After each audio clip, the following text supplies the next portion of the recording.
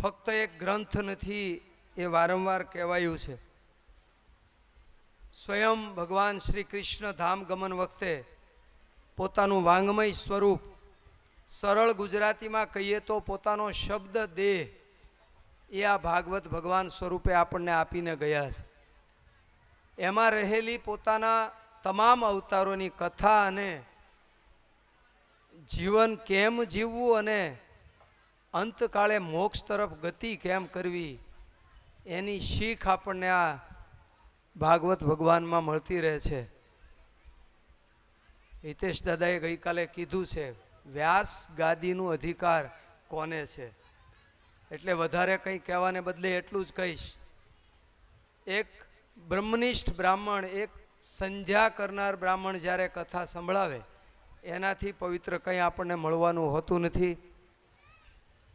આ બાબાવાળા પરિવારના આમંત્રણને માન આપીને પધારેલા આરકે રેસ્ટોરન્ટ ભાવનગરવાળા કાંતિભાઈ બારૈયા, કરમદિયા હાલ ભાવનગર હિંમતભાઈ પ્રેમજીભાઈ લાધવા, રબારિકાવાળા હાલ ભાવનગર રવિભાઈ લક્ષ્મણભાઈ જાની, દિહોરથી પધારેલા અંબાશંકરભાઈ ભીખાભાઈ ધાંધલ્યા, ખરકડીવાળા છગનભાઈ ભૂરાભાઈ પાલ અને નેસવડથી પધારેલા પરસોત્તમભાઈ નાનજીભાઈ પિંડ્યાનો હૃદયપૂર્વક સ્વાગત કરીએ છીએ. આ ભાભાવાળા દવે પરિવાર વતી આપ સૌ ખૂબ ભાવથી આ કથાને સાંભળજો, જીવનમાં ઉતારજો એવી પ્રાર્થના. રોજ સમય સાચવીને આવી જઈએ તો પૂરેપૂરી કથાનો લાભ મળશે. સવારમાં 8:30 વાગે કથા શરૂ થાય છે અને બપોરે બરાબર 3 વાગે. સૌને પ્રાર્થના છે, આ પરિવારે આપણા સૌ માટે આવું સરસ મજાનું આયોજન કર્યું છે, ત્યારે એનો વધુમાં વધુ આપણા જીવનમાં લાભ મળે એવી સૌને આગ્રહભરી વિનંતી. જય દ્વારકાધીશ. યમ પ્રવજંતમનુપેતમપેતકૃત્યમ દ્વૈપાયનો વિરહ કાતર આજુહાવ પુત્રેતિ તન્મયતયા તર્વોભિનેન્દુ સ્તમ સર્વભૂતહૃદયમ મુનિમાનતોસ્મિ. મૈત્રેય મુનિ કહેવા લાગ્યા છે, હે વિદુરજી, વેદ ગર્ભ બ્રહ્માજી ને સ્વયં નારાયણે ચતુશ્લોકી ભાગવત સમજાવ્યું છે. આ 4 શ્લોકના વિસ્તાર એ જ શ્રીમદ ભાગવતજી છે. બ્રહ્માજીએ સનતકુમારોને, સનતકુમારોએ નારદજીને, નારદજીએ આ વ્યાસજીને સંભળાવ્યું છે. વ્યાસજીએ મને આ ભાગવત અર્પણ કર્યું છે અને પ્રભુ કૃપાથી હું આપને કહી રહ્યો છું.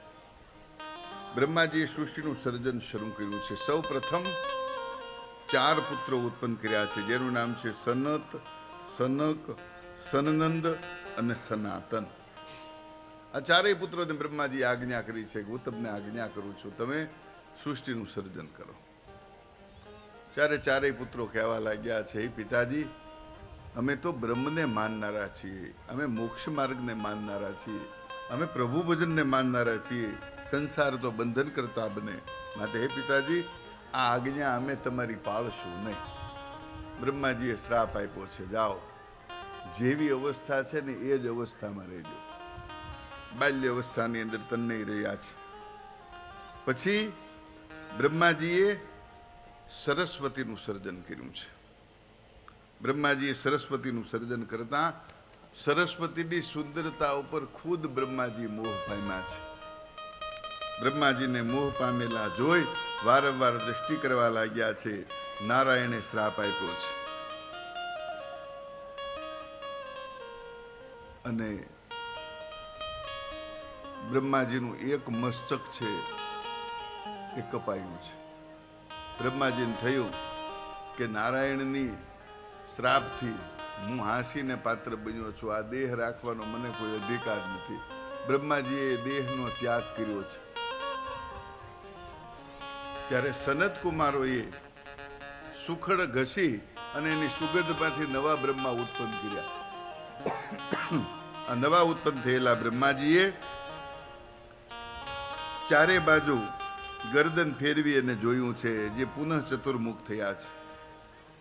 આ બ્રહ્માજીનું અધિકારના સમયની અંદર ભગવાને 36,000 વખત વિવિધ રૂપે અવતાર ધારણ કર્યો છે. કલ્પ કલ્પ પ્રભુ અવતરહી. એક કલ્પ એટલે 360 દિવસ એ બ્રહ્માજીના થાય, આપણા નહીં. અત્યારે બ્રહ્માજીને 51મું વર્ષ ચાલે. બ્રાહ્મણ સંકલ્પ કરાવે ને ત્યારે એમાં બોલે, વિષ્ણોર વિષ્ણોર વિષ્ણુ શ્રીમદ ભગવત મહાપુરુષસ્ય વિષ્ણોરાગ્નયા પ્રવર્તમાનસ્ય અજ્ય બ્રહ્મણે પ્રાર્ધે શ્વેત વરાહ કલ્પે. અત્યારે શ્વેત વરાહ નામનો કલ્પ ચાલે છે. વેવસ્વત મન્વંતરે અત્યારે વેવસ્વત નામના મનુનું રાજ્ય ચાલે છે. 28 કલિયુગે કલિ પ્રથમ ચરણે ભૂરલોકે ભરતખંડે બ્રહ્માવર્તક દેશે કન્યાકુમારિકા ક્ષેત્રે ગોદાવરીજા ઉત્તર તીરે. આખું વર્ણન આપી દે, પણ આપણને એનો કાંઈ અર્થ સમજવાની આપણે કોઈ દિવસ કોશિશ કરી જ નથી. બ્રાહ્મણ એમ કહે છે કે આંખે પાણી અડાડો એટલે સીધું અડાડ્યું, બસ. શું કામ તકે એ ખબર નથી. કોઈ પણ વસ્તુ આપણે ક્રિયા કરીએ ને એની અંદર આપણને ભાવ ક્યારે જન્મે? જ્યારે એની અંદર રસ ઉત્પન્ન થાય ત્યારે. ત્યાં સુધી કાંઈ આપણને ન ફાવે. એની અંદર રસ ઉત્પન્ન થવો જોઈએ. આપણને દેવ પૂજાની અંદર રસ ઉત્પન્ન થતો નથી, એટલે આપણને ક્રિયામાં કાંઈ રસ હોતો નથી. બ્રાહ્મણ કે છે તારી આંખો પવિત્ર કર, નેત્રોદક સ્પર્શમ, બે આંખે પાણી અડાય. જો તારી આંખ પવિત્ર થશે તો તને ભગવત દર્શન થશે. આંખે પાણી અડાડો, નેત્રોદક સ્પર્શ, આંખે પાણી અડાડો, જેથી નેત્રનો સ્પર્શ કરી અને ભગવદ પ્રાપ્તિ તમને સહજમાં થાય. બ્રહ્માજીએ સુગંધની અંદરથી બ્રહ્માજી પ્રગટ થયા છે.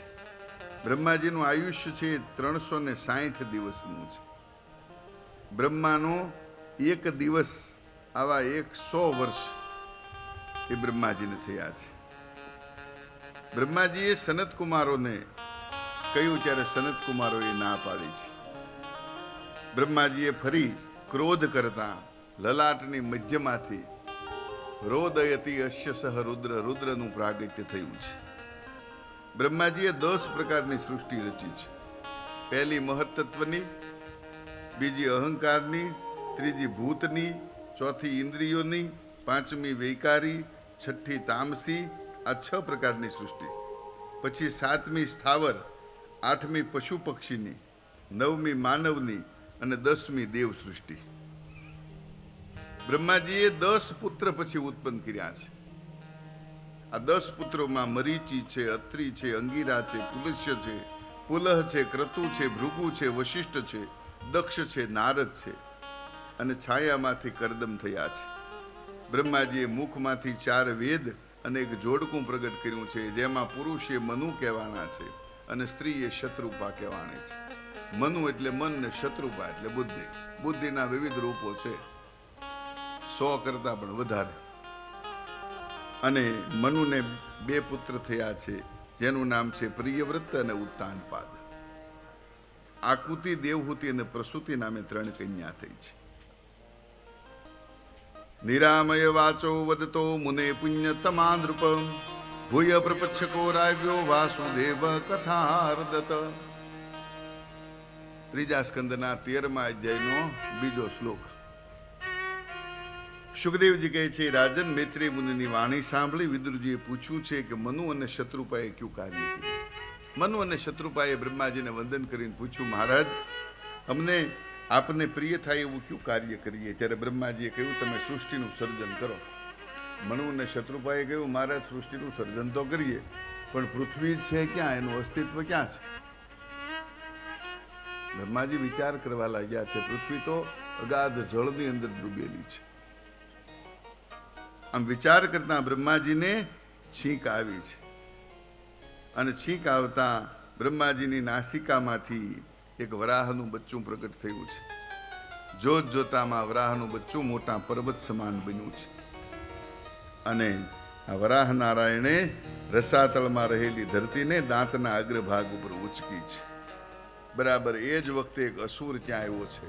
અને કહેવા લાગ્યો છે, આ પૃથ્વીને મૂકી દે એનો માલિક હું છું. ભગવાને એનું કશું જ કહેવું સાંભળ્યું નહીં. છતાં પણ પેલો અસુર જ્યારે મોટે મોટેથી કહેવા લાગ્યો છે ત્યારે ભગવાન કહે છે કે શુરવીર પુરુષો વાતો કરતા નથી, યુદ્ધ કરે છે.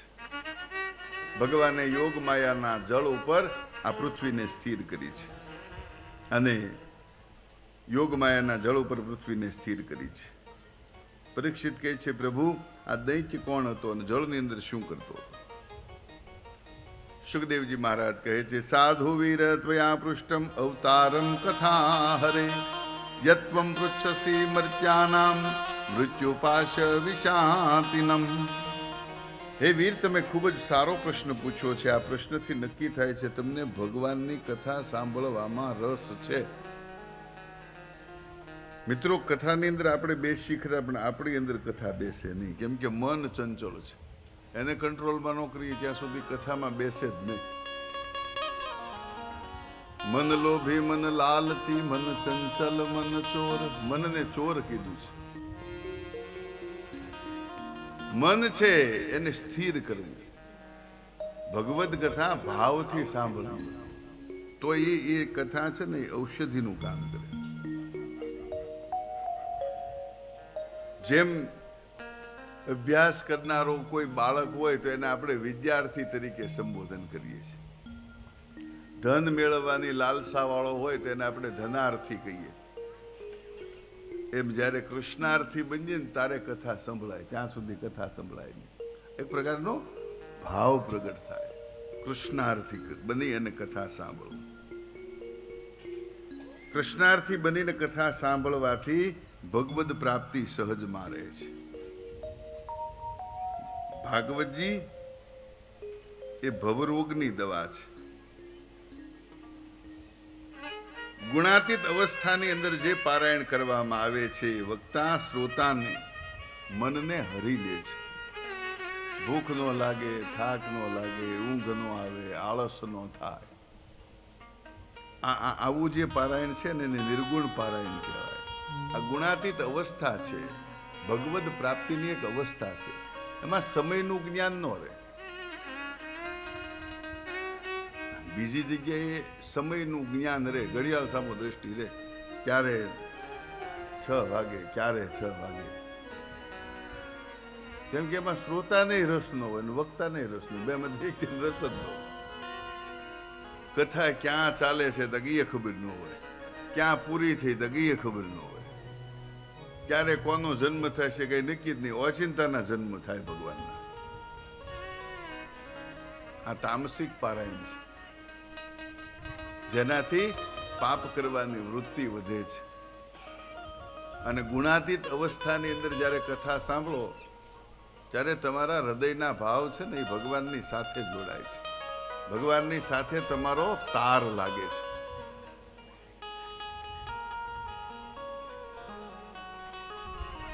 ચોમાસાની અંદર એક પ્રકારની એવી ઈયળો થાય.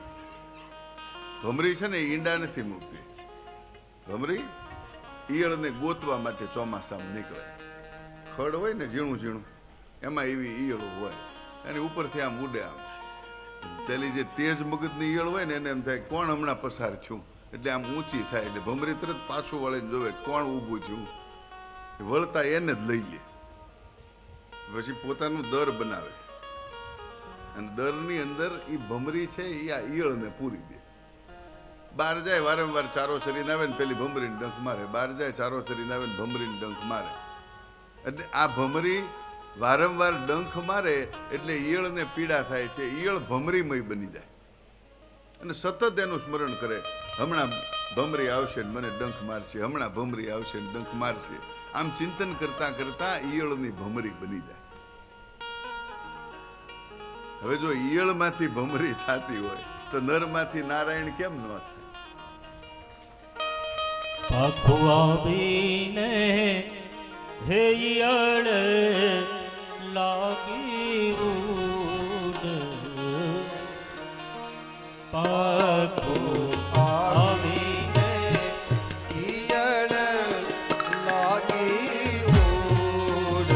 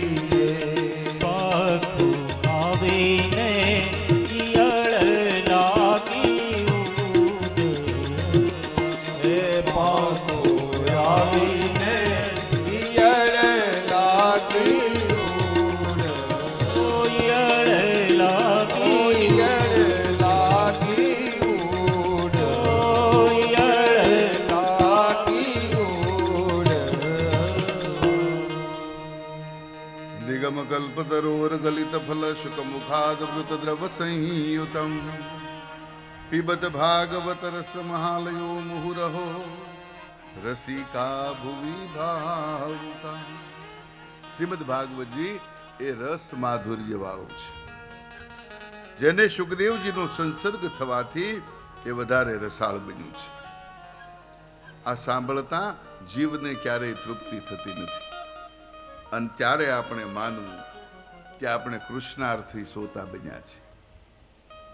જ્યારે આપણો જીવાત્મા પરિપૂર્ણ આનંદને પામે, ભગવાન સિવાય બીજેથી આપણું લક્ષ્ય હટે, ત્યારે આપણે માનવું આપણે કૃષ્ણાર્થી શ્રોતા બન્યા છે. આ જે ગતિ છે, આ ગતિ મોટા મોટા ઋષિઓને પણ દુર્લભ છે, જે ભાગવતજીના જ્ઞાન દ્વારા સહજમાં પ્રાપ્ત થાય છે. એવું આ દિવ્ય શાસ્ત્ર છે, ભગવાનનું વાગમય સ્વરૂપ છે.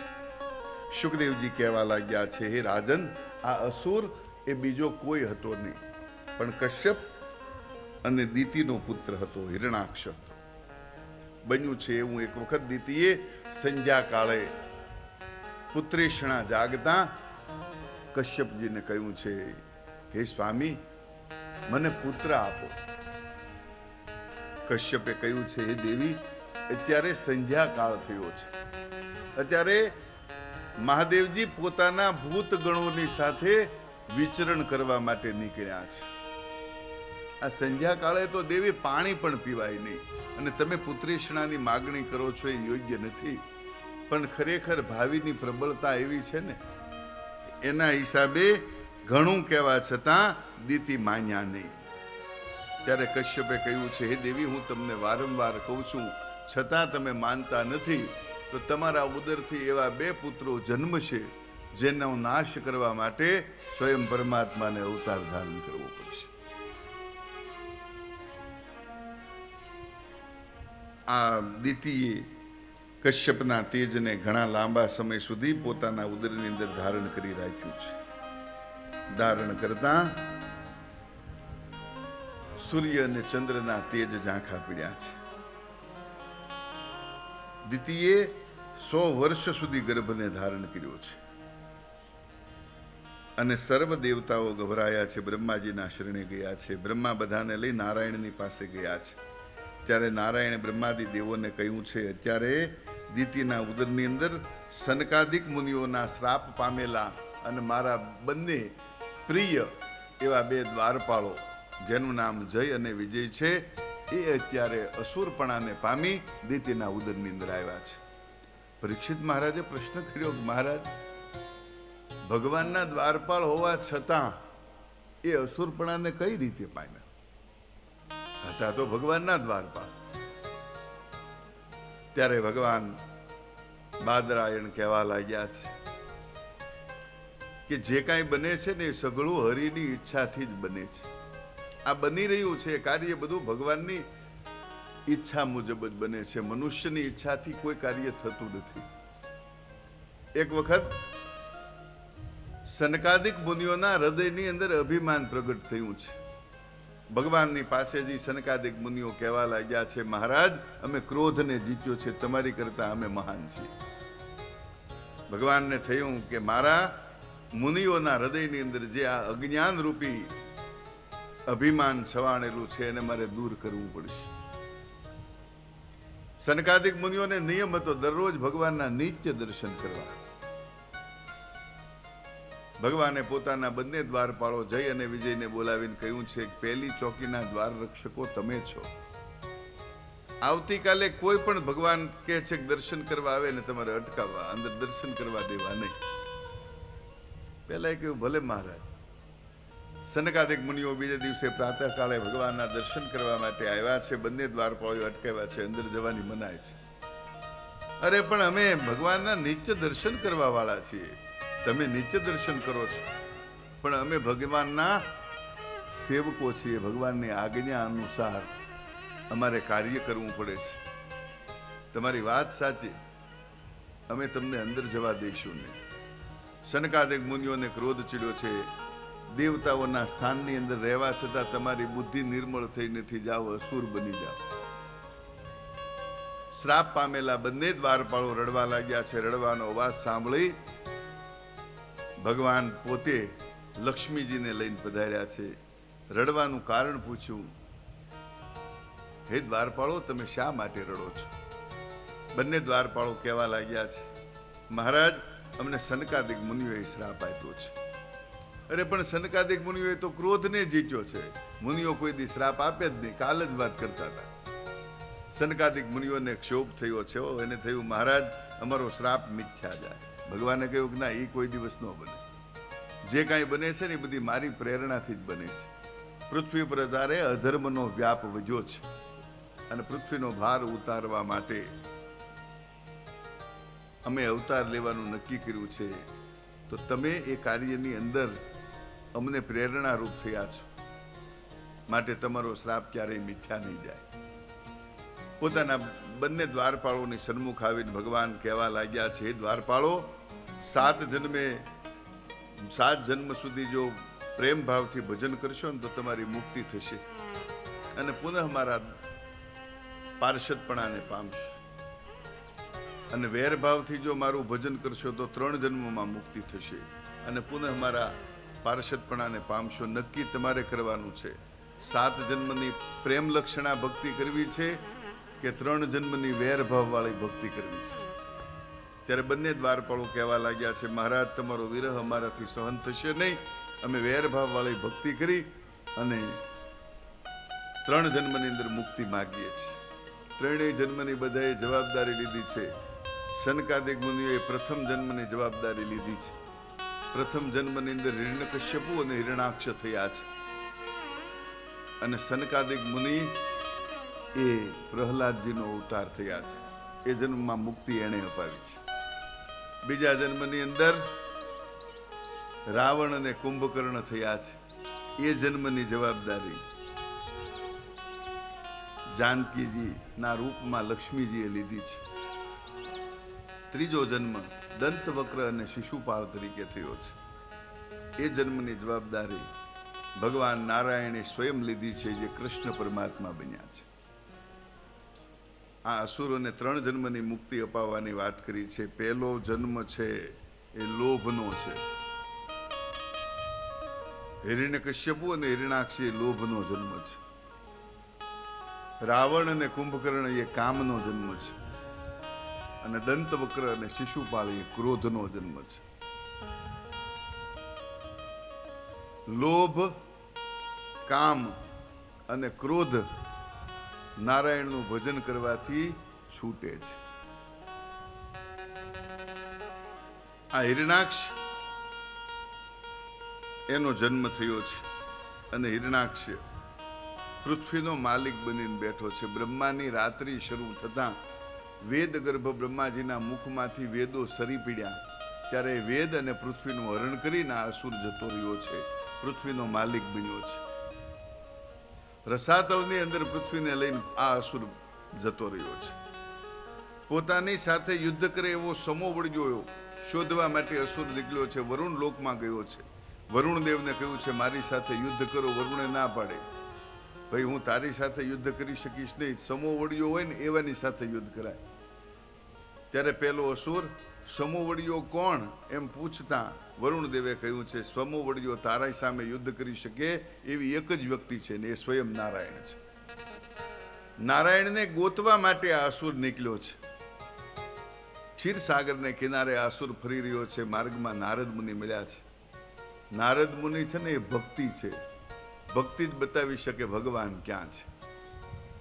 નારદ મુનિ મળતા નારદ મુનિને પૂછ્યું છે મારે નારાયણની સાથે યુદ્ધ કરવું છે. નારાયણ ક્યાં છે? નારદ મુનિ ખડખડાટ હસવા મીડ્યા. તું જે પૃથ્વીનો માલિક થઈને બેઠો હતો ને પૃથ્વીનું હરણ કરીને ભગવાન અત્યારે જો બહાર આવી રહ્યા છે. અને પેલો અસુર સાગરની અંદર કૂદી પડ્યો છે અને ભગવાનને કહે છે ભૂંડ આ પૃથ્વીને મૂકી દે, એનો માલિક હું છું. ભગવાને યોગમાયાનો આશ્રય કરી જળ ઉપર પૃથ્વીને સ્થિર કરી છે. લીલા માત્રની અંદર આ અસુરને માર્યો છે. બોલીએ વરાહ નારાયણ ભગવાન કી જય. વરાહ નારાયણનો અવતાર થયો છે. વરાહ નારાયણનો અવતાર સતયુગમાં ભાદરવા સુદ પાંચમના દિવસે બપોરના સમયે હરિક્ષેત્ર એટલે હરિદ્વારની અંદર થયો છે. ભાદરવા સુદ પાંચમના દિવસે હરિદ્વારની અંદર થયો છે. અને એ અવતારને લક્ષ્યમાં રાખીને અમે દર વર્ષે ભાદરવા સુદ પાંચમના દિવસે ઘણાને મનમાં શંકા થાય આ કેમ ભાદરવા મહિનાની પાંચમે જાય છે. આ માટે થઈને અમે ત્યાં કથાનું આયોજન કરીએ છીએ ભાદરવા મહિનાની પાંચમે, કે જેથી લોભરૂપી આ હિરણાક્ષરનો નાશ થાય. અત્યારે પારકી સંપત્તિ હડપવાનું બહુ બન્યું છે. ગૌચર જમીનો ઓછી થતી જાય છે. ફરતી તારની વાડો કરી નાખી. પૃથ્વીનું પર્યાવરણ અત્યારે ખૂબ બગડી ગયું છે. એ થોડુંક સંતુલિત થાય. કારણ વગરનું વૃક્ષ કાપવું નહીં હો. વૃક્ષ કાપવાથી બ્રહ્મહત્યા લાગે છે. આગળ કથા આવશે, બહુ સરસ કથા છે. કારણ વગરનું વૃક્ષ કોઈ દિવસ કાપવું નહીં, બ્રહ્મહત્યા લાગે. અને આપણે પહેલા કીધું એમ જ્યાં ગાય અને બળદ દુઃખી છે એ દેશ છે ને એ દુઃખી જ રહે, એ સુખી થઈ શકે નહીં. કથા સાંભળી બીજું કાંઈ ન થાય કાંઈ નહીં. ભલે તમે તારે 10 ડોબા રાખો મને વાંધો નથી, પણ એક ગાય તો અવશ્ય પાળજો. ગાયને આપણે પાળવાની નથી, ગાય આપણું પાલન કરવાની છે. ગાવો વિશ્વસ્ય માતરમ. અનેક અસાધ્ય રોગની દવા એ ગૌમૂત્ર છે, ગાયનું દૂધ છે, ગાયનું ઘી છે, ગાયનું દહીં છે. અનેક પ્રકારના અસાધ્ય રોગોમાંથી મુક્તિ મળે છે. કોલેસ્ટ્રોલ ને બીપી ડાયાબિટીસ ને બધું કંટ્રોલમાં રાખે. પણ નિત્ય ગૌમૂત્રનું સેવન કરો તો દવા લેવાની જરૂર ન પડે. એટલું બધું ગુણકારી છે. અને એક સમય એવો આવશે 1000 રૂપિયા દેતા તમને 1 લીટર ગાયનું દૂધ નહીં મળે, યાદ રાખજો. કે ગાયના દૂધની અંદર સુવર્ણ આપોઆપ પ્રાપ્ત થાય. સુવર્ણ ભસ્મ બજારમાં લેવા જાવ તો ખબર પડે કેટલી કિંમતી છે. ગાયના દૂધમાંથી આપણને અનાયાસે મળે, એટલા માટે જ ગાયનું દૂધ પીવું હોય. અને તેલ છે ને એ કોઈ ખાવાના ઉપયોગમાં લેવાની વસ્તુ જ નથી. તો આપણે હવે લેવા માંડ્યા. નકર આર્યભિષક નામનો આયુર્વેદનો એક બહુ સરસ ગ્રંથ છે, એમાં લખેલું છે તેલ છે ને એ બાહ્ય માલિશ માટે જ છે, બાહ્ય ઉપચાર માટે. ખાવા માટે તો ઘી જ છે. પેલા શાક ને આ બધું ઘીમાં જ બનતું, અને વળી ગાયના ઘીમાં જ બનતું.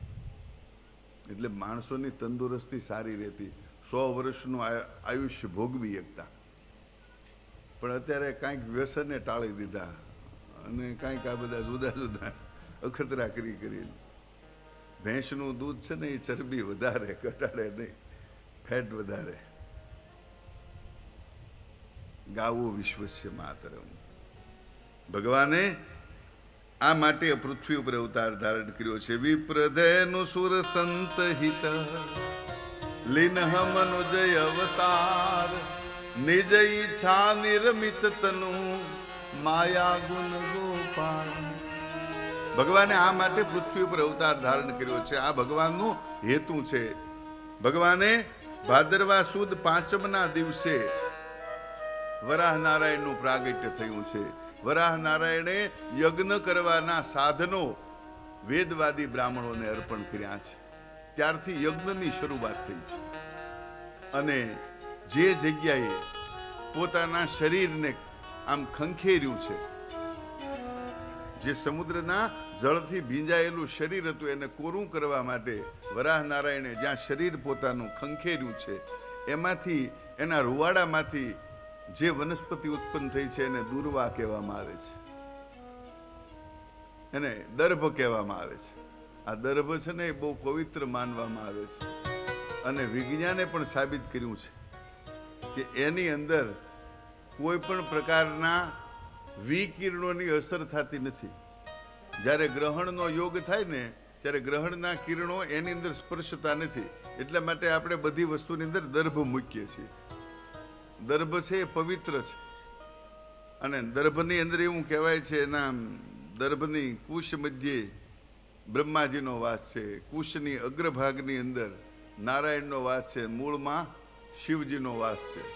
દર્ભની અંદર 3 દેવતાઓ નિવાસ કરે છે. એટલા માટે દર્ભને પવિત્ર માનવામાં આવે છે. પણ દર્ભ છે એ જ્યારે અપશૈવના કાર્યની અંદર વપરાય ને ત્યારે એ દર્ભ છે એ નિર્માલ્ય બની જાય, એનો ફરી ઉપયોગ થાય નહીં. અપશૈવના કાર્યની અંદર જ્યારે દર્ભ વપરાય ત્યારે એ દર્ભનો ફરી ઉપયોગ થતો નથી, નવો દર્ભ લાવવો પડે. બાકી દર્ભ પવિત્ર જ રહે. તમારા ઘરની અંદર રાખેલો હોય તો એ દર્ભ પવિત્ર જ ગણાય. પણ અપશૈવની વિધિ કરીએ ત્યારે એ દર્ભ છે એ અપવિત્ર બને છે. ભગવાને લીલા માત્રની અંદર આ અસુરને માર્યો છે. ભગવાને આ અસુરને સજા કરી છે. આ એક અસુરનો જન્મ પૂરો થયો છે. નારાયણ છે એ ભગવાન છે, અસુર છે એ અભક્ત છે, અને નારદજી છે એ ભક્તિ છે. અભક્ત પણ જો ભક્તિની અંદર ભળે, સત્સંગમાં જાય તો એને ભગવદ પદની પ્રાપ્તિ થાય. આ જે હિરણાક્ષનું તેજ હતું ને ભગવાનના તેજમાં સમાણું છે. એના શરણે જવું જોઈએ તો આ બધી વસ્તુની પ્રાપ્તિ થાય. સત્સંગની અંદર કોઈ વસ્તુ નકામી નથી, બધી વસ્તુ કામની છે. સત્સંગની અંદર ફેંકી દેવા જેવી કોઈ વસ્તુ હોય જ નહીં. એક ચોરે એના દીકરાને કીધું કે ગમે એ કરજે પણ કોઈ દી સત્સંગમાં જતો નહીં, નહીંતર હેરાન થઈ જશે. સત્સંગની વાત ક્યારેય સાંભળવી નહીં. પેલો ચોર કે નહીં બાપુજી નહીં સાંભળીએ. હવે બન્યું છે એવું, એક વખત પોતે જઈ રહ્યો છે ગામની અંદર ને એમાં બરોબર એક જગ્યાએ કથા પહેલા થયું, કાનમાં આંગળી નાખી દીધું, સાંભળવું નથી, બાપુજીને વચન આપેલું છે. કાનમાં આંગળી નાખીને પેલો ચાલ્યો જાય. હવે એમાં કુદરતને કરવું, અને બરોબર ત્યાં કથા સ્થાન આવ્યું ત્યાં પેલાને પગમાં કાંટો વાગ્યો. કાંટો કાઢવા માટે જ્યાં પોતે નીચો નમ્યો ને એક આંગળી કાનમાંથી કાઢી, ત્યાં એને એટલા જ શબ્દો કાને સંભળાણા, દેવને કોઈ દિવસ પડછાયો હોય નહીં. સાંભળવા નહોતા પણ સંભળાઈ ગયા પરાયણે. ત્યાંથી નીકળી ગયો. થોડા દિવસ પછી રાજાના ખજાનામાંથી ચોરી કરી. ત્યારે રાજાએ વિચાર કર્યો કે નક્કી આ ચોર છે ને એ માતાજીને શક્તિને બહુ માનતા હોય. માતાજીનું રૂપ લઈને આપણે એને પકડીએ. પહેલા માતાજીનું રૂપ લઈને મોકલ્યો એના સિપાહીને. તો ત્યાં આવીને મીંડ્યો ધૂણવા ને બધું કહેવા માંડ્યો. ત્યાં પહેલાને એમ થયું ચોર લોકોને આ તો માતાજી સાક્ષાત છે, તમે ચોરી કરી હોય કહી દેજો, નહીતર તમારું ધનોત્પનોત નીકળી જશે ને આમ થશે ને તેમ થશે ને. પેલા ચોરની પત્નીને બીક લાગી. એને એમ થયું કે ન કરે નારાયણને કદાચ માતાજી પ્રગટ થયા છે, અમારું નિકંદન નીકળી જાય કરતા ચાલને એને કહી દઉં. ચોરની પત્નીએ પેલાને વાત કરી કે એ માતાજી શું છે, અમારા પતિએ રાજાના ખજાનામાંથી ચોરી કરેલી છે પણ કોઈને વાત કરતા નહીં. માતાજીએ કીધું બધું બરોબર થઈ જશે. પેલા ચોરે વિચાર કર્યો કે મારી પત્ની પહેલાં કાનમાં જઈને શું કહી આવી. ત્યારે એની પત્નીને પૂછ્યું કે તે શું કીધું.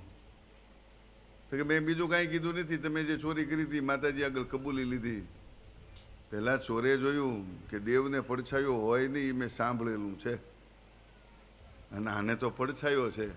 પેલો ધૂણતો તો એના હાથમાંથી તલવાર લઈને એનું જ માથું કાપી નાખ્યું. ચોરીનો ભેદ અકબંધ રહ્યો. માલ ચોરની પાસે સહી સલામત રહ્યો. ચોરે વિચાર કર્યો કે સત્સંગની અંદર હું ગયો પણ નથી, ખાલી એક જ શબ્દ મારા કાને પીડ્યો કે ચોરને અરે દેવને પડછાયો હોય નહીં. આ શબ્દ સાંભળતા જો એટલી અસર થઈ હોય અને આ મારું ધન ને પ્રાણ બે બચ્યા હોય, સત્સંગમાં જવાથી ફાયદો કેટલો થાય. કોઈ વસ્તુ નકામી છે જ નહીં હો. સત્સંગની અંદર બધું કામનું છે. આપણે આપણી રીતે ઉપયોગ ક્યાં કરવો એ જોવાનું છે. પછી ધરતી ઉપર બ્રહ્માજીની આજ્ઞાથી મનુએ સૃષ્ટિની રચનાનું કાર્ય શરૂ કર્યું છે. મનુએ 3 કન્યાઓ ઉત્પન્ન કરી છે, આકૃતિ, દેવહૂતિ અને પ્રસૂતિ. દેવહૂતિ છે એ વચલા છે, બીજા નંબરના કન્યા છે. પણ દેવહૂતિનું મન છે ને એ વૈરાગ્ય તરફ વળેલું છે. એટલા માટે કરદમ ઋષિએ નક્કી કર્યું છે કે મારી આ પુત્રી વૈરાગ્યવાનને આપવી છે. આ ચિંતા કરી રહ્યા છે. આ બાજુ પણ બન્યું છે, હું કરદમ ઋષિ સરસ્વતી નદીના કિનારે તપ કરી રહ્યા છે. પણ તપ શેના માટે કરે છે? ઉત્તમ પત્ની મેળવવા માટે. ભાગવતજીની અંદર એ પણ બતાવ્યું છે, ઉત્તમ પત્ની મેળવવા માટે તપ કરી રહ્યા છે. ભગવાન કરદમ ઋષિના તપથી પ્રસન્ન થયા છે. કહ્યું છે માગો, હું તમારા તપથી પ્રસન્ન થયો છું, તમારી ઈચ્છામાં આવે માગો. કરદમ ઋષિએ માગ્યું છે, મહારાજ મને ઉત્તમ પત્ની આપો. પત્ની મનોરમામ દેહી મનોવૃત્તાનુસારિણી તારિણીમ દુર્ગ સંસાર સાગરસ્ય કુલોદ્ભવમ. ભગવાન હસવા માંડ્યા. માણસો મોક્ષ મેળવવા તપ કરે, તમે સંસાર મેળવવા તપ કરો છો. કરદમ ઋષિએ બહુ સરસ જવાબ આપ્યો છે, મહારાજ ભોગ ભોગવવા માટે હું સંસારની માગણી નથી કરતો, પણ અમારું જીવન એવું દિવ્ય હશે ને તો હે પ્રભુ અમારે માગવું નહીં પડે, તમે અમારે ત્યાં પુત્ર તરીકે અવતાર ધારણ કરશો. સંયમિત જીવન જો સંસારિક જેવો જીવે ને તો એને ત્યાં ભગવાન અવતાર ધારણ કરે છે. ભગવાન ખૂબ રાજી થયા છે. ભગવાનની આંખમાંથી હર્ષના બિંદુઓ પીડ્યા છે, જેમાંથી બિંદુ સરોવર બન્યું છે. આપણા ભારત દેશની અંદર આ ઘણા બધા સરોવરો છે, મહાન છે. હિમાલયની કંદરામાં આવેલું જે સરોવર છે માન સરોવર, એ ખૂબ મહાન છે. પણ એની યાત્રા કરવી ખૂબ કઠિન છે. પૈસા પાત્ર લોકો કરી શકે, બાકી સામાન્યનું કામ. બીજું સરોવર છે વૃંદાવનની અંદર પ્રેમ સરોવર છે. એ સરોવર પણ ખૂબ દિવ્ય છે. આ પ્રેમ સરોવરની અંદર સ્નાન કરવાથી નારદ મુનિ ગોપી ભાવને પ્રાપ્ત થયા હતા. પછી દક્ષિણ ભારતની અંદર પંપા સરોવર છે. ઘણા એમ કહે છે કે આપણે ડાંગ જિલ્લામાં છે, એનો કોઈ પ્રાસ વેદ શાસ્ત્રો સાથે મળતો નથી. એટલે દક્ષિણ ભારતની અંદર પંપા સરોવર આવેલું છે, શબરીબાઈનું. એ સરોવર પણ ખૂબ પવિત્ર છે. અને કચ્છની અંદર નારાયણ સરોવર છે, એ પણ ખૂબ પવિત્ર છે. એ કથા આગળ આવશે. નારાયણ સરોવરની અંદર સ્વયં નારાયણ બનાવેલું આ સરોવર છે ને એના કિનારે દક્ષ પ્રજાપતિના 10,000 પુત્ર શબલાશ્વ અને 10,000 પુત્ર હરિયાશ્વ મોક્ષને પામ્યા. માત્ર સરોવરની અંદર રહી ભગવાનનું ધ્યાન કરવાથી. ભગવાન કહે છે કે બ્રહ્માજીના પુત્ર મનુ અને શત્રુપાની પુત્રી દેવહૂતિ એ તમને પ્રાપ્ત થશે અને હું તમારે ત્યાં પુત્ર રૂપે પ્રગટ થઈશ. તમારે ત્યાં 9 કન્યાઓ પ્રગટ થશે. હવે બ્રહ્માજી ભગવાન અંતર્ધ્યાન થયા છે. આ બાજુ નારદજી મનુ પાસે આવ્યા છે. મનુને જોઈ અને નારદ મુનિએ કહ્યું છે તમે વ્યર્થ ચિંતા કરોમાં, ભગવાને તમારા માટે યોગ્ય વિચાર્યું છે. તમારે ત્યાં યોગ્ય જમાય ભગવાને તમને આપ્યા છે. કરદમ ઋષિ છે. તમે તમારી પુત્રીને લઈ કરદમ ઋષિના આશ્રમે જાઓ, એ તમારી પુત્રીનો સહર્ષ સ્વીકાર કરશે. કરદમ ઋષિના આશ્રમે મનુ અને શત્રુપા પોતાની પુત્રીને લઈને આવ્યા છે અને કહ્યું છે કે આ મારી પુત્રી છે, જેનું નામ દેવહૂતિ છે અને જેને મન વૈરાગ્ય તરફ વળેલું છે. આ પુત્રી હું તમને અર્પણ કરું છું. અનાયાસે મળેલો લાભ કોઈ જવા દે નહીં. કરદમ ઋષિએ આ કન્યાનો સ્વીકાર કર્યો છે. કરદમ ઋષિ તપ કરવા લાગ્યા છે. દેવહૂતિ અનન્ય ભાવથી પતિવ્રત ધર્મ પાળતા કરદમ ઋષિની સેવા કરે છે. આમ તપ કરતા કરતા દેવતાએ 100 વર્ષ વીતી ગયા છે. 100 વર્ષ પૂર્ણ થતા કરદમ ઋષિ જાગ્યા છે અને દેવહૂતિને કહ્યું છે કે દેવી, તમે 100 વર્ષ સુધી મારી સેવા કરી છે, માટે દેવતાએ 100 વર્ષ સુધી આપણે વિહાર કરવાનો છે. કામાંગ નામનું એક મનોમય વિમાન ઉત્પન્ન કર્યું છે. મણિમાણિકના સ્તંભવાળું ઉત્તમ વિમાન. અને આ વિમાનને જોઈ અને દેવહૂતિ શરમાણા છે. પોતાના દેહ તરફ દ્રષ્ટિ કરી છે. ક્યાં મારું પુરુષ શરીર, ક્યાં વલકલ વસ્ત્રને ધારણ કરનારી આવા વિમાનમાં હું કઈ રીતે બેસું? ભગવાન કરદમ ઋષિની સામે જ્યાં જોયું, કરદમે કહ્યું છે દેવી, તમે આ સરોવરની અંદર સ્નાન કરો. આ બિંદુ સરોવરની અંદર સ્નાન કરતા જાણે સમુદ્ર મંથન કરતા લક્ષ્મીજી પ્રગટ થાય એમ માતા દેવહૂતિનું પ્રાગટ્ય થયું છે. કામાંગ નામના વિમાનની અંદર બેસી દેવતાએ 100 વર્ષ સુધી વિચરણ કર્યું છે. એ વિચરણ દરમિયાન એમને 9 કન્યાઓ થઈ છે. શાસ્ત્રકારો કહે છે આ 9 કન્યા એ નવધા ભક્તિના સ્વરૂપમાં હતી. કરદમ ઋષિએ સંસાર ત્યાગની વાત કરી છે. સંસાર ત્યાગની વાત કરતા દેવહૂતિએ કહ્યું છે, મહારાજ તમે સંસારનો ત્યાગ કરો, મને એની સામે કોઈ વાંધો નથી, પણ સંસારિક જવાબદારી પૂર્ણ કર્યા પછી સંસારનો ત્યાગ કરો. કરદમ ઋષિએ પોતાની સાંસારિક જવાબદારી પૂર્ણ કરી છે. સાંસારિક જવાબદારી પૂર્ણ કરી અને આજે પોતાની 9 કન્યાઓ હતી એ 9 કન્યાઓનો વિવાહ કર્યો છે. 9 કન્યાઓની અંદર કરદમ ઋષિએ કલા નામની જે પોતાની કન્યા હતી મરીચી ઋષિને અર્પણ કર્યા છે. અનસુયા છે અત્રિ ઋષિને અર્પણ કર્યા છે. શ્રદ્ધા નામની જે પોતાની કન્યા હતી અંગિરા મુનિને અર્પણ કર્યા છે. હવિર્ભુ નામની કન્યા હતી એ પુલસ્યને અર્પણ કર્યા છે. ગતિ નામની કન્યા હતી એ પુલહ ઋષિને અર્પણ કર્યા છે.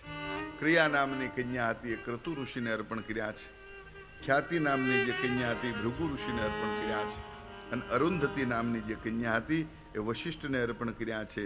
શાંતિ નામની જે કન્યા હતી અથર્વા ઋષિને પરિણ્યા છે. અને પછી કહ્યું છે કે દેવી હવે હું સંસારનો ત્યાગ કરું. ત્યારે દેવહૂતિએ કહ્યું મહારાજ તમને યાદ હોય તો શું તમે કહ્યું હતું કે આપણે ત્યાં ભગવાન પ્રગટ થશે. મહારાજ એ સમય હજી આવ્યો નથી. જ્યારે પ્રભુ પ્રગટ થાય પછી તમે સંસારનો ત્યાગ કરો એ તમારા માટે યોગ્ય ગણાશે.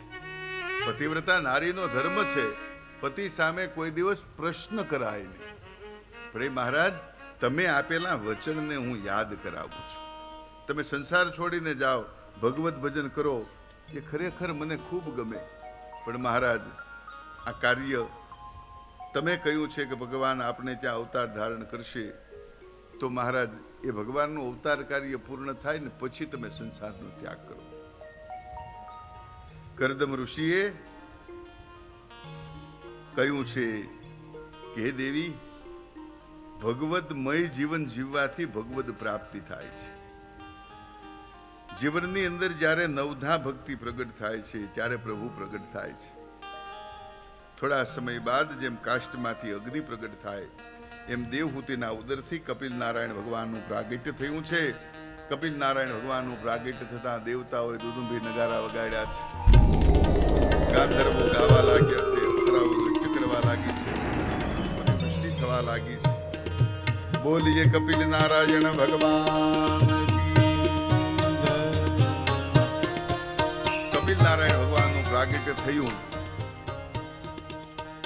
કપિલ નારાયણના પ્રાગટ્ય પ્રસંગે સ્વયં બ્રહ્માજી પધાર્યા છે.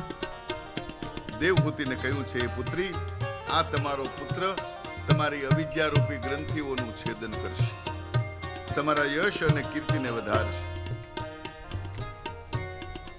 દેવહૂતિને ખૂબ આનંદ થયો છે.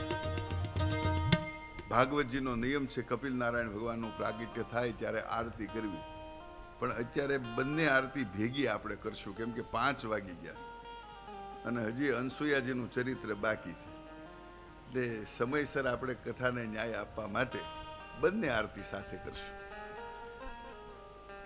કપિલ નારાયણ ભગવાનની પાસે માતા દેવહૂતિ આવ્યા છે. જો ઈશાન ખૂણો ખૂબ પવિત્ર છે.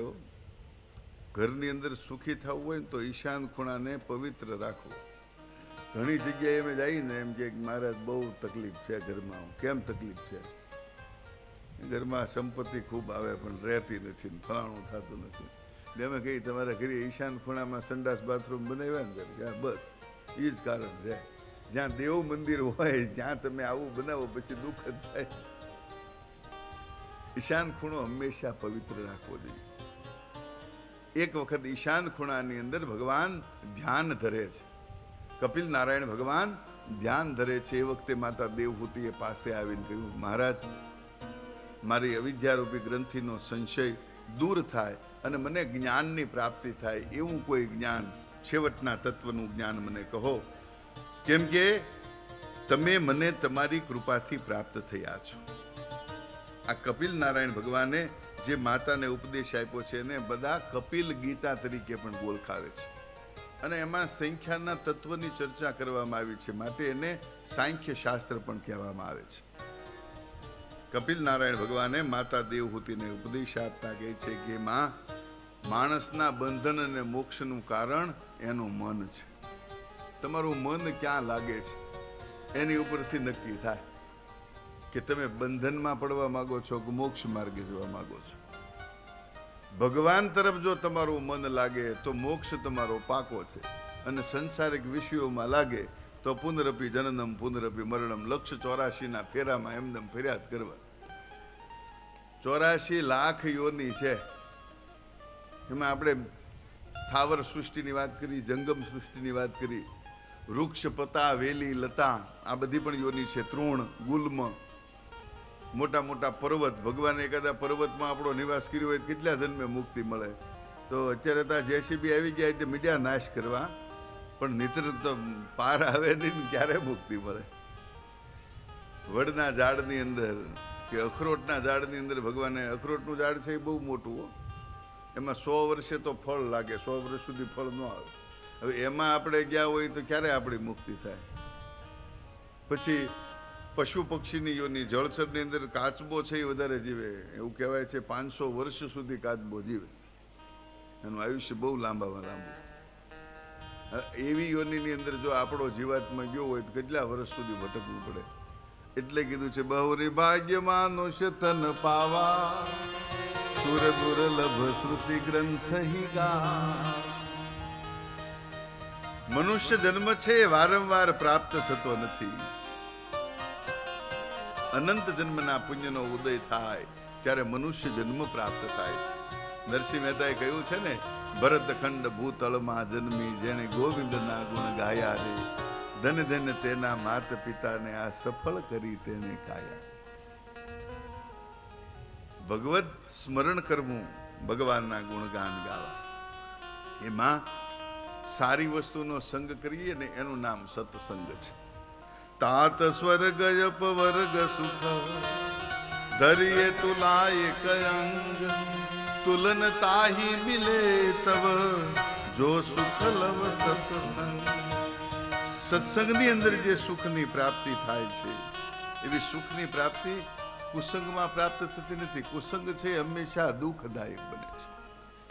ચોખા છે એ કંકુનો સંગ કરે તો દેવ મંદિરની શોભા બને, કોઈ સાધુ પુરુષના કપાળની શોભા બને, તિલક ભગવાનના કપાળમાં થાય, સાધુ બ્રાહ્મણોના કપાળમાં તિલક થાય, ક્યાં ચોખા લગાડે એની શોભા બને. પણ મગની સાથે સંગ કરે તો ખીચડી થાય, ઉકળવું પડે. એટલા માટે ગીતાજીની અંદર ભગવાને કહ્યું છે, સંગાત સંજાયતી કામાત, કામાત ક્રોધો વિજાયતે, ક્રોધાદ ભવતિ સમોહમ, સમોહાત સ્મૃતિ વિભ્રમ, સ્મૃતિ વિભ્રમાત બુદ્ધિનાશો, બુદ્ધિનાશાત પ્રણશ્યતિ. મધ એક જ છે, પૃથ્વી ઉપરનું અમૃત કહેવાય, પંચામૃતમાં સ્થાન મળ્યું. દહીં, દૂધ, ઘી, મધ અને સાકર. પણ વિવેકપૂર્વક ઉપયોગ કરીએ તો મધને પાણી સાથે મેળવીને પીવો તો તમારું વજન ઉતરે, દૂધ સાથે મેળવીને પીવો તો વજન વધે, અને ઘી સાથે મેળવીને પીવો તો ઉપર વયા જાય, ઝેર બને, વિષ બને. મધ એક છે, પણ કોની સાથે એનો પ્રયોગ કેમ થયો? એટલા માટે કહ્યું છે સત્સંગ કરવું.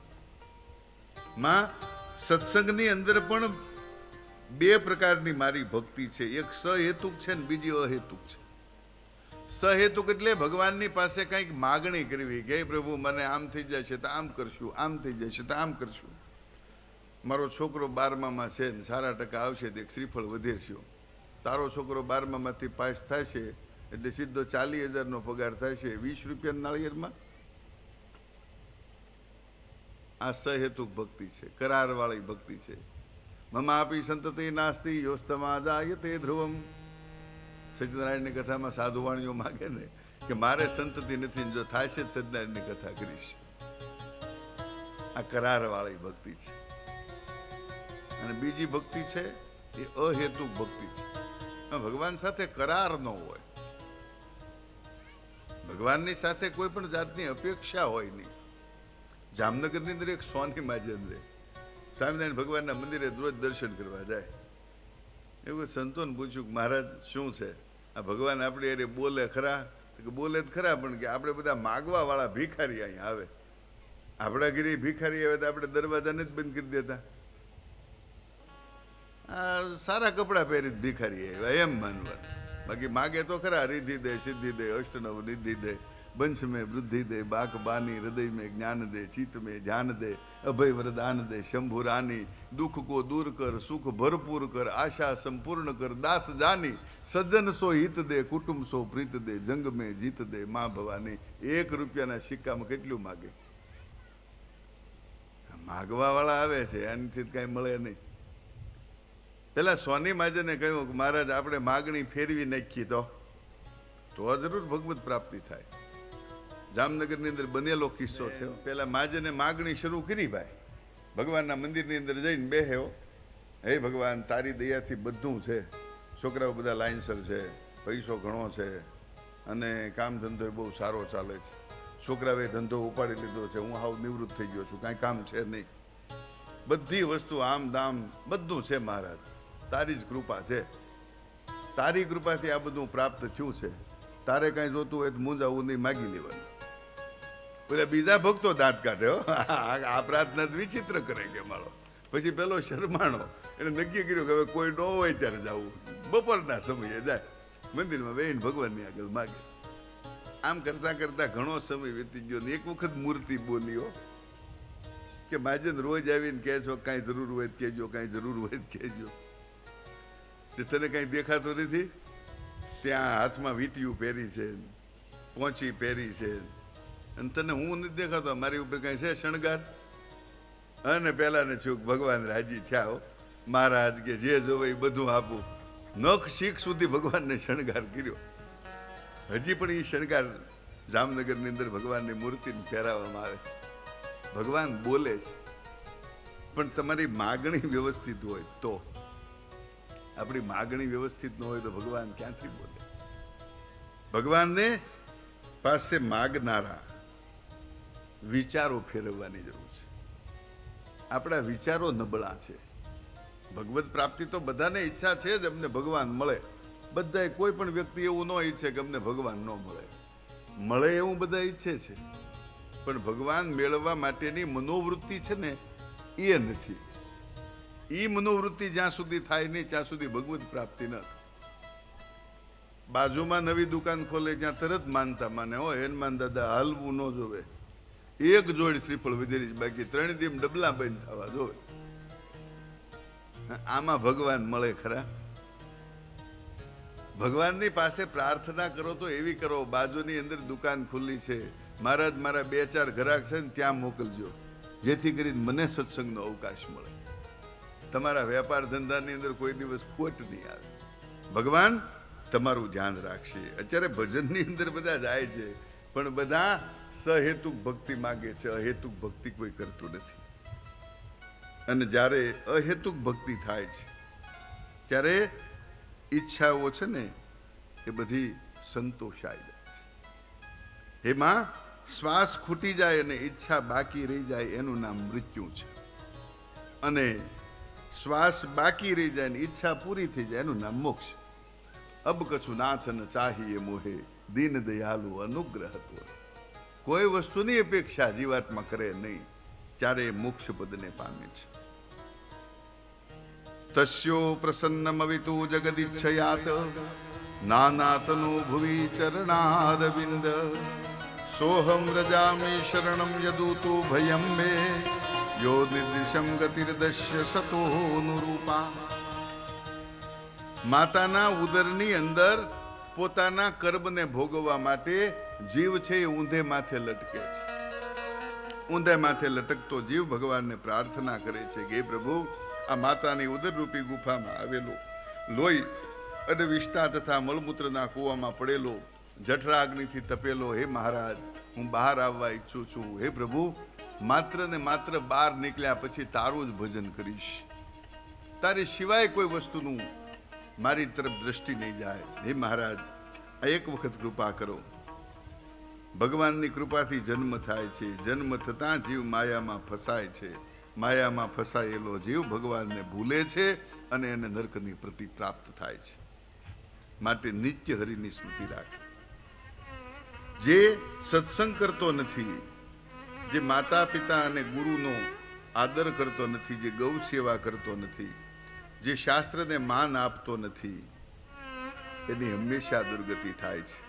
દિવ્યમ દદાતિ ચક્ષુહુ. માને કપિલ નારાયણ ભગવાને જ્ઞાન આપ્યું. જ્ઞાન દ્રષ્ટિ પ્રાપ્ત થતાં માતાનો દેહાધ્યાસ છૂટી ગયો છે, સમાધિ લાગી છે, દેહ પીગળવા લાગ્યો છે, જેમાંથી દિવ્ય જલધારા પ્રગટ થઈ છે, જે સિદ્ધદાસ સરસ્વતી કહેવાની છે. એ સ્થાન એટલે સિદ્ધપુર કહેવાનું છે. અને ત્યાં માતૃ શ્રાદ્ધનો વિશેષ મહિમા છે. કપિલ નારાયણ ભગવાનનું આ ચરિત્ર સાંભળનાર અને સંભળાવનાર ભગવત ચરણમાં સ્થાન પામી શાંતિને પામે છે. ઇતિ શ્રીમદ ભાગવત મહાપુરાણે પારમસ સંહિતાયામ તૃતીય સ્કંદ કૃષ્ણાર્પણમસ્તુ. કાયેન વાચા મનસેન્દ્રિયર્વા બુદ્ધ્યાત્મના વા પ્રકૃતિ સ્વભાવા કરોમિ યદ યદ સકલમ પરસ્મે નારાયણાય સમર્પયામિ. હવે આપણે ચોથા સ્કંદનો પ્રારંભ કરીએ છીએ, જે વામ બાહુ છે, ડાબો હાથ છે. એને વિસર્ગ લીલા કહેવાય છે. એમાં 31 અધ્યાય છે અને 1445 શ્લોકો રહેલા છે. મનોસ્તુ શત્રુપાયામ તિસ્ર કન્યા ચ જગનીરે, આકુતિ દેવહૂતિ ચ પ્રસૂતિ રીતિ વિશ્રવા. મૈત્રેય મુનિ કહે છે, સ્વયંભૂ મનુને શત્રુપા રાણીની અંદર 3 કન્યાઓ થઈ છે, 2 પુત્ર થયા છે, જેમાં દેવહૂતિજીનું ચરિત્ર આપણે જોયું છે. એમને ત્યાં 9 કન્યાઓ થઈ છે અને ભગવાન કપિલ નારાયણ પ્રાગટ્ય થયા છે. એ કથા આપણે શ્રવણ કરી. મનુના બીજા પુત્રી જેનું નામ આકુતિ દેવી હતું, જે રુચિક ઋષિને પરિણ્યા છે.